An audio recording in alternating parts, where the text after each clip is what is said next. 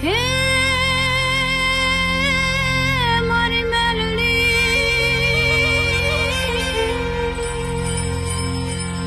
મિત્રો આ મંદિરની ખાસ વાત તો એ છે તમે જોયું તો હેલો મિત્રો, જય માતાજી। હું છું તમારો સુનિલભાઈ ગુજરાતી અને આજે આપણે આવી ગયા છે નડિયાદથી 5 કિલોમીટરના અંતરે એટલે કે મેલડી માતાનું ધામ મરીડા મંદિર। તમે મારી પાછળ જોઈ રહ્યા છો એ જ મરીડા મંદિરનો મેન ગેટ છે અને આ મંદિરે જો તમે રવિવારના દિવસે આવો છો તો મેલડી માતાના તમને ઘણા ભક્તો રવિવારના દિવસે જોવા મળશે અને આ મંદિરે ઘણી એવી ગુજરાતી ફિલ્મના શૂટિંગ પણ થઈ ગયા છે। તો પહેલાં તો આપણે જેને મંદિરમાં જઈને દર્શન કરીએ પછી આગળની માહિતી તમને આપું। તો ચાલો આપણે પહેલાં મંદિરમાં જઈએ।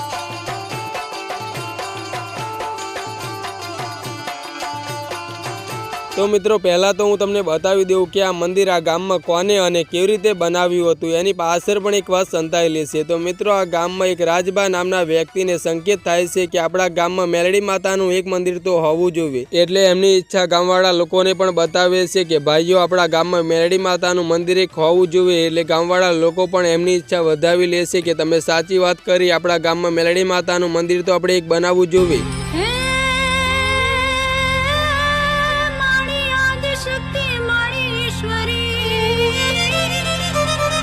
અને પછી ગામવાળા બધા લોકો મળીને મેલડી માતાનું મંદિર બનાવવાનો નિર્ણય લે છે। પણ સવાલ એ થાય છે કે આપણે આ મેલડી માતાનું મંદિર બનાવીએ તો આપણે મંદિરમાં માતાજીની મૂર્તિ કઈથી લાવીને મૂકીશું। તારે ફરીથી આ રાજબા નામના વ્યક્તિને મેલડી માતા સપનામાં આવીને કહે છે કે રાજસ્થાનના જયપુરમાં એક જગ્યાએ મારી મૂર્તિ પડી છે, એસી તમે લાવીને આ મંદિરમાં મૂકીને સ્થાપના કરજો। પછી તો આ વાત ગામવાળા લોકોને બતાવે છે, એટલે ગામવાળા લોકો મળીને માતાજીએ સપનામાં આવીને જે જગ્યા બતાવી હોય છે રાજસ્થાનના જયપુરમાં હેંગડી જાય છે। તારે માતાજીની મૂર્તિ એક કપડાએ ટોપેલી હોય છે અને કપડું ઉગાડે છે, તારે આ મેલડી માતાની મૂર્તિ હોય છે।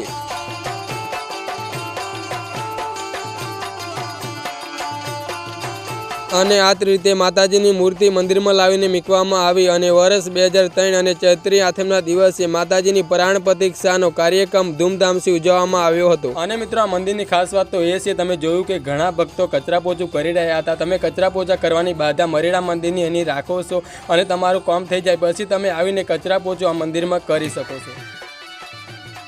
અને બીજું મિત્રો કે નવરાત્રિના તહેવારમાં અહીંયા અલગ અલગ કલાકાર બોલાવીને લાઈવ પ્રોગ્રામ પણ રાખવામાં આવે છે। મંદિરની બહાર તમને શ્રીફળ વધેરવાની વ્યવસ્થા મળી જશે અને તમે રવિવારે આવશો તો તમને માતાજીને ધરાવવા મીઠાઈ પણ મંદિરની બહારથી જ મળી જશે। અને આગળ મિત્રો મેં તમને જે રાજબા વિશે વાત કરી એ તા રાજબા છે અને મેલડી માતાજીના પહેલા ભૂવા હતા પણ અત્યારે આ દુનિયામાં નથી રહ્યા। મિત્રો અત્યારે અમે બપોરના ટાઈમમાં મંદિરમાં આવ્યા છે, એટલે મંદિર તો અત્યારે બંધ છે પણ હું તમને માતાજીના દર્શન કરાવી દઉં અને તમે રવિવારે આવશો તો મેલડી માતાનું મંદિર તમને આખો દિવસ ખુલ્લું જોવા મળશે। તો મિત્રો આ હતું રાજરાજેશ્વરી મેલડી માતાનું મંદિર મેં તમને બતાવી દીધું। અહીંયા ઘણા ભક્તો આવે છે તો તમે પણ મેલડી માતાના દર્શને એકવાર જરૂર આવજો અને આ વિડીયો પસંદ આવ્યો હોય તો વિડીયો લાઈક કરીને ચેનલ સબસ્ક્રાઇબ કરી લેજો। હવે આપણે જઈએ છીએ ઘેર।